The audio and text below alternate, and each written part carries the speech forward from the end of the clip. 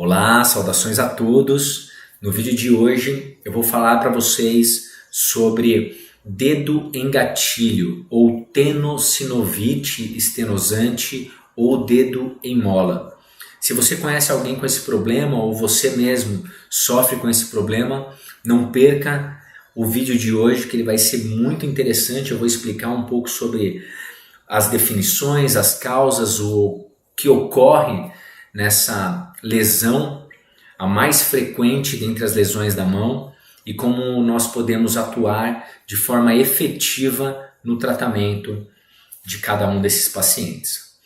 Se você ainda não é inscrito, peço a gentileza que você se inscreva no meu canal, assim nós podemos ter um canal direto de interação, onde você pode deixar seus comentários, as suas sugestões, lembrando que são elas que norteiam sempre os temas das nossas aulas aqui no canal. Bem, o dedo em gatilho ou tenossinovite estenosante é uma lesão do tendão dos flexores dos dedos, envolvendo também as suas bainhas. Ou seja, o tendão, fazendo uma certa analogia para ficar um pouco mais claro, ele é a extremidade do músculo. O músculo é o ventre muscular que promove a contração, a mudança de comprimento. O tendão praticamente é uma estrutura inelástica, ele não tem extensibilidade. Ou seja, o músculo, quando se contrai, ele traciona o tendão, esse cabo de aço, que então se insere em uma região óssea, promovendo um movimento. Tudo bem? Então o músculo contrai, traciona o tendão e movimenta a articulação através da tensão que ele gera no osso, na estrutura óssea. Nesse caso, o que nós temos? Esses tendões, eles percorrem então a nossa região do antebraço, até por isso a região do punho ela é tão fininha. Por quê? Porque é a região que só passa tendões. Tudo bem? Percorrendo então a palma das mãos e migrando em direção à ponta dos dedos. Porém, nessa transição, nessa passagem, ele entra então através dessas bainhas de tecido sinovial. Essas bainhas de tecido sinovial, o que elas são? Elas permitem, como se fosse, fazendo novamente uma analogia, vamos imaginar um fio elétrico, que no caso o cabo ele passa por dentro do fio e por volta tem uma capinha. Essa capinha seria a bainha sinovial, por onde o tendão ele se insere, ele entra por dentro dessa bainha, permitindo que ele tenha um deslizamento ideal com um mínimo de atrito no interior dessa bainha. O problema então ele começa quando essa bainha começa a se espessar. Essa bainha começando a se espessar, ela começa a limitar então a passagem, ou seja, o deslizamento normal desse tendão no seu interior, promovendo então os bloqueios na passagem do tendão no interior da bainha. Inicialmente, os pacientes eles começam a referir isso como uma sensação dolorosa na região, o que passa por uma sensação de ressalto e futuramente, então, pode chegar até aos bloqueios que nós chamamos do dedo em gatilho. Isso pode ocorrer de forma unilateral, ou seja, somente de um lado das mãos, em um dedo ou mais dedos, ou até de forma bilateral. Eu ter acometimento de uma mão e também da outra mão em alguns dedos especificamente. Espessamento dessa bainha, então, ele altera o deslizamento normal desse tendão, gerando todos esses sintomas. As causas, elas são indefinidas até então, até o momento.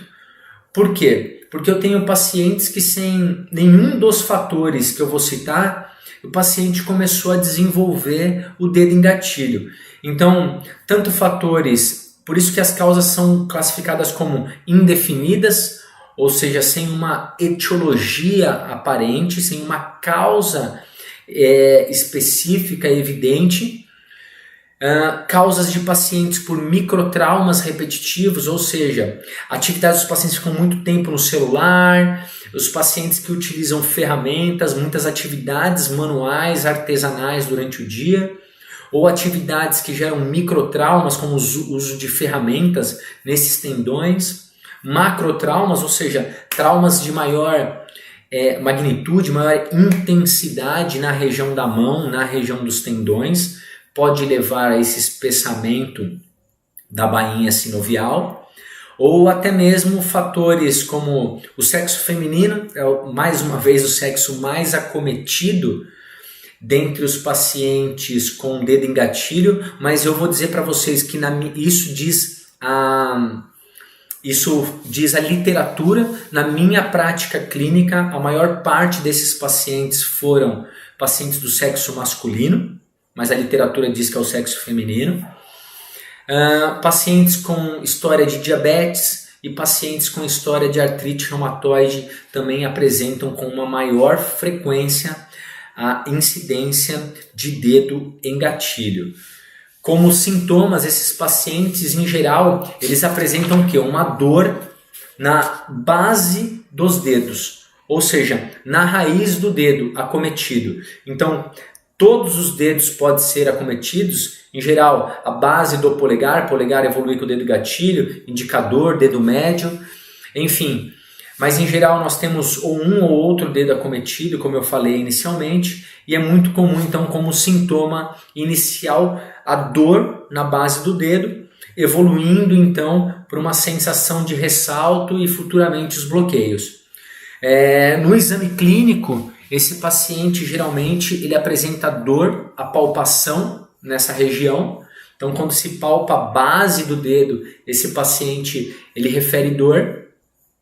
Com ou sem esse paciente dentro da fase que ele se encontra já com ressaltos ou não, e pode apresentar também nódulos na região, então na base dos dedos. É muito comum já numa fase mais crônica, onde esse tendão, devido à dificuldade dele entrar na sua bainha sinovial e migrar para dentro do dedo, ele encontra esse bloqueio, então criando esses nódulos no tendão. Também é muito comum e que nós percebemos a palpação nessa região. Muitas vezes ao movimento de flexo e extensão podemos sentir até uma certa crepitação, porque lembra aquele deslizamento que essa bainha favorecia, agora ele está sendo prejudicado. O diagnóstico ele é basicamente clínico, ou seja, a história do paciente, os sinais, o exame físico, o comportamento de sinais e sintomas já é suficiente para se fechar o diagnóstico do paciente como dedo em gatilho ou uma tenossinovite estenosante, que são as mesmas coisas. Tudo bem? Raramente, muito raramente, esses pacientes evoluem para uma deformidade, ou seja, o dedo não volta ao normal. Por quê? Até porque no caminho em que o paciente vai tendo a evolução do dedo em gatilho, ele já vai evitando certos movimentos que traumatizem mais aquela região, porque a dor que é presente ali já fica como um sinal de alerta. Então, se nós formos falar por um lado positivo, dedo em gatilho tem cura sim. Pode demorar um certo período, mas tem cura, e o tratamento de predileção inicial é o tratamento conservador, ou seja, o tratamento com fisioterapia, onde inicialmente eu preciso identificar os fatores que levaram aos sintomas desse meu paciente, aos sintomas atuais, ou seja, se o paciente ele utiliza muito o celular para digitar com os polegares, eu tenho que pedir para ele segurar com uma mão e digitar com a pontinha do dedo da outra. Ou se é uma ferramenta que esse meu paciente usa, um mecanismo de digitação, ou seja, eu preciso intervir no mecanismo que está gerando esse microtrauma repetitivo. É claro que se o fator ele foi por um macrotrauma, uma pancada que esse paciente deu, eu tenho que entrar com recursos analgésicos, anti-inflamatórios, repouso inicialmente para então evoluir. Mas em geral, a causa geralmente é insidiosa, sem uma causa aparente. O sintoma ele vai se instalando aos poucos, até que esse paciente que inicia com uma dorzinha, daqui a pouco ele já está com um dedo, aonde esse dedo ele trava em flexão, ou seja, lembra que eu disse que o comprometimento é dos tendões flexores, ele trava em flexão e o paciente então tem dificuldade para estender esse dedo, até que de repente esse dedo abruptamente ele solta. Por isso a expressão dedo em gatilho, porque ele trava em flexão, não estende, de repente abruptamente ele solta, ele volta à posição inicial. Ou seja, os pacientes com dedo em gatilho, eu preciso identificar qual foi a causa para eu minimizar esse microtrauma repetitivo. Então eu posso fazer uso de órteses também de posicionamento para manter esse tendão em uma posição de repouso por um tempo mais prolongado, órtese específica para o dedo que foi acometido, pequenas talas ou enfim, recursos que me mobilizem e mantenham. Posso posicionar esse paciente durante o período noturno para que ele não tenha uma flexão excessiva desse dedo durante a noite. Essa tala, essa órtese, então, posicionando, ou então de forma intermitente durante o dia. Ou seja, durante determinados períodos do dia, ele faz uso da tala por 1 hora, meia hora, tira essa tala, faz suas atividades, coloca a tala novamente. Então isso também se faz muito interessante. Nós da fisioterapia prescrevemos também para os pacientes, dependendo da causa e a fase que esse paciente se encontra, numa fase mais aguda, onde esses sintomas estão muito exacerbados, muito dolorosos, posso entrar com recursos físicos como calor ou gelo, mas inicialmente, se a fase é aguda, eu vou entrar com gelo, com a crioterapia, ou seja, aplico o gelo local e sustento na região por aproximadamente uns 20 minutos. Ou se esse meu paciente ele apresenta numa fase mais crônica, onde os sintomas eles são dolorosos, mas de uma intensidade menor, eu posso entrar com calor local também por aproximadamente uns 20 minutos, de forma compressiva no local. Então, por isso é importante o profissional examinar o paciente, avaliar minuciosamente o paciente, para que ele possa instituir o tratamento mais adequado de forma inicial. Qual o tratamento, então qual recurso que eu posso utilizar e as orientações ergonômicas ou as orientações laborais, funcionais do dia a dia que eu posso estar mudando do meu paciente para começar a criar condições de minimizar os microtraumas repetitivos sobre o tendão e assim acelerar o processo de melhora. Na clínica, nós trabalhamos com os pacientes então com recursos de eletrotermofototerapia com o uso do laser de baixa intensidade no local doloroso, o uso da terapia combinada da corrente interferencial com o uso do ultrassom também, no local do dedo em gatilho desse paciente, da tenossinovite stenosante, técnicas de liberações miofaciais para face palmar, técnicas para melhorar o deslizamento tendíneo, assim como a origem dos músculos flexores, liberando essa face, liberando uma liberação miofacial, técnicas muitas vezes de mobilização articular para as articulações metacarpo-falangianas acometidas por esse paciente, assim como num estágio mais avançado, como eu estou falando de tendão, entrar com técnicas específicas, com exercícios de fortalecimento isométricos para esse tendão, evoluindo então para um fortalecimento com exercícios excêntricos para o tendão.